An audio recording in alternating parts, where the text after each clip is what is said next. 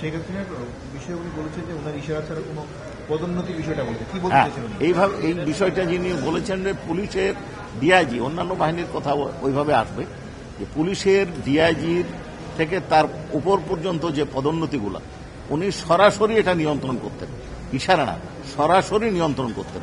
তিনি যাকে মনে করতেন তাকে ওই পদে পদোন্নতি দিতেন, যাকে মনে করতেন না তাকে দিতেন না। এই কথাটা বলেছেন। উনি নির্দেশের কথা বলছেন, উনি কমান্ড রেসপন্সিবিলিটি কি ব্যাখ্যা দিয়েছেন? কমান্ড রেসপন্সিবিলিটির ব্যাখ্যাটা করেছেন এই যে দেশে যে অপরাধ বা কোনো ঘটনা অপরাধের পার্টিকুলারলি অপরাধটা বলেছেন তার নির্দেশ ছাড়া হওয়া সম্ভব ছিল না।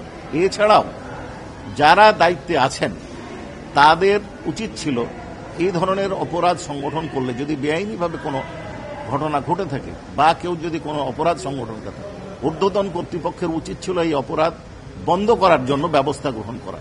যারা দায়িত্বে ছিলেন তারা এই ব্যবস্থা নির্দেশ দিয়েছেন এবং অনেকে আবার ব্যবস্থাও গ্রহণ করেনি, যাদের এই এখতিয়ার ছিল তারাও এই ঘটনার জন্য দায়ী। নাহিদ ইসলামের আজকে সাক্ষ্য দেওয়ার কথা, জি আসবেন কিনা? উনি ওনার হাজিরা আমরা দিয়েছি, ওনার আসার কথা, তবে এসেছেন না। উনি উপস্থিত হয়েছেন, একটু আগে গেলেন। তবে মনে হচ্ছে না যে আজকে জেরা শেষ হবে। যদি সে জেরা শেষ হয় তাহলে ওনার সাক্ষ্য গ্রহণ আমরা শুরু করব। ওকে, থ্যাংক ইউ। জি, ধন্যবাদ।